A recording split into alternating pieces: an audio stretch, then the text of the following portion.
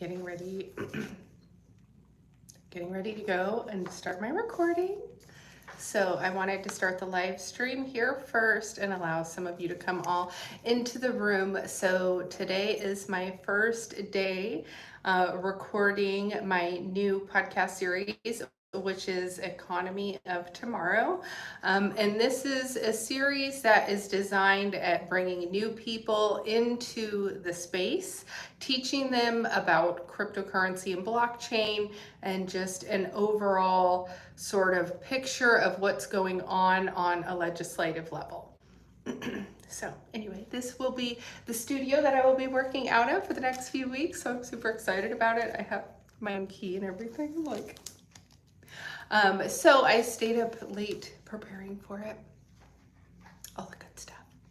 So I'm excited. Thank you for being here, John Legend. I'm gonna get started here in just a minute. Make sure I've got everything ready. My keyboard. So I have just a few pages. Stayed up writing last night. Hello, William Mack. So getting ready to get started. All right, let me get it up. All right. All right. This is Economy of Tomorrow, and I'm your host, Julie Kennis. In this podcast series, we will dive into our rapidly evolving financial economy from the Bitcoin white paper in 2008 to today, August 1st, 2025. We will explore what mass adoption of cryptocurrency means and what a fully digitalized on-chain future might look like. My late brother Robert was an early advocate of Bitcoin and blockchain technology. He took pride in self-sovereignty.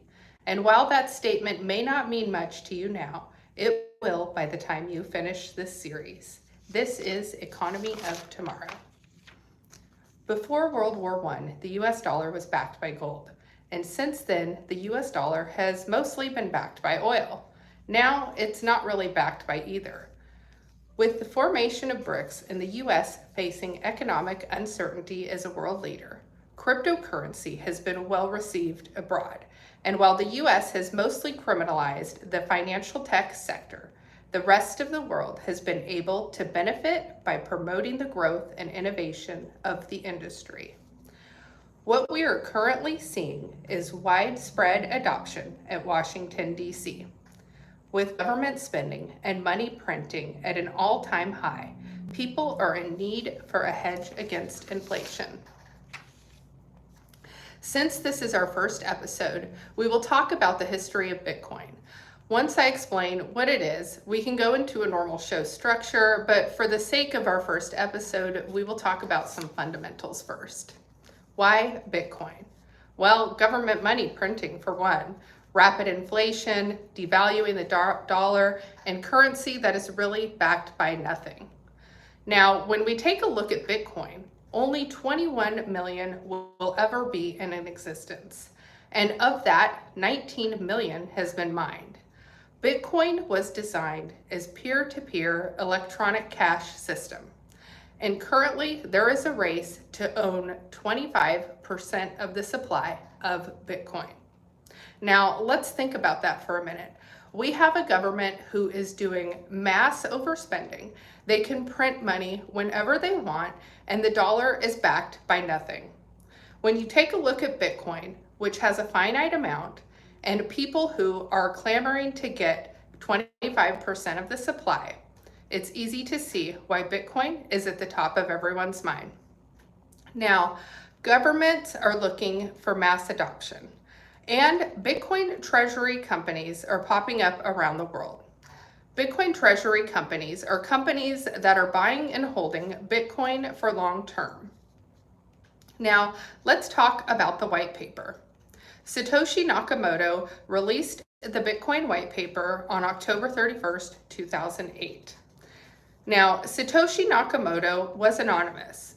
He's never touched the Bitcoin in his wallet, although the first Bitcoin transaction was initially made from Satoshi Nakamoto to Hal Finney. Hal Finney died of ALS in 2014, after announcing it in 2009, just 1 year after the Bitcoin white paper. He is currently cryogenically frozen at the ACAL Life Extension Center. Now, let's talk about where we are today. In politics, the Genius Act, aka the stablecoin bill, was just signed on July 18th, 2015. The Clarity Act, which is the market structure and oversight bill, is still currently making its way for approval. There is also the anti-CBDC, which is the central bank digital currency bill, that is designed to limit government overreach on a public ledger. Now, initially, CBDCs were going to be the government-issued digital currency. However, stablecoins have essentially become the CBDC. Stablecoins are viewed as a digital dollar. Most will have USD of some sort in its ticker, and it is backed by a proof of reserves. It is designed for anti-money laundering and anti-terrorism, such as the recent North Korea hack of Bybit. This was a popular central exchange, which 70% of the crypto that was hacked off of the platform was frozen. As these three bills make their way into law, there is currently a digital gold rush ensuing. Now, let's talk about traditional finance. Now we have Citibank and Bank of America, which are both traditional finance banks, who are issuing their own stablecoin digital dollar. You also have Visa and MasterCard, which are issuing their own digital stablecoin dollar. They are all racing to get into the stablecoin sector because they know the entire financial markets are going to be completely overhauled. Blockchain transaction fees are significantly less than that of the credit card transaction fees. That takes us to real-world assets.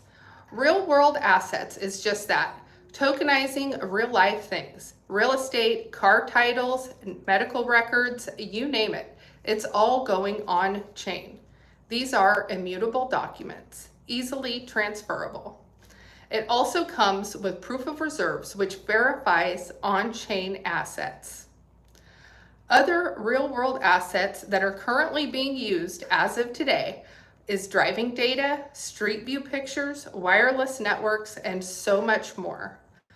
Most stuff is being built silently on the back end, meaning you wouldn't even know you were actually interacting with blockchain technology. So to summarize, cryptocurrency is a digital dollar. Adoption at Washington, D.C. is currently underway. Banks, credit card companies, even mortgages are all going on chain. And this is why I'm here, to help you open your eyes to show you that there is a new economy of tomorrow. It doesn't have to be scary, and it doesn't even have to feel foreign. In fact, by listening to this series, you will be able to teach yourself how to win. Right now in Washington, they are laying the groundwork for tax structure, and we have people actively working to make more money in our pockets. While the US government tried to criminalize the industry, they were actively deploying blockchain technology for satellite systems as it was an unhackable system. The currency, they said, was used by criminals is on a public ledger. Next, your car, house, and everything else will be on a public ledger too. As we continue on in the series, we will take a deep dive on things like security and privacy. There are many privacy tools in existence already, and I want to help arm and teach you how to feel good about your position in this new economy. Now, getting back to self-sovereignty.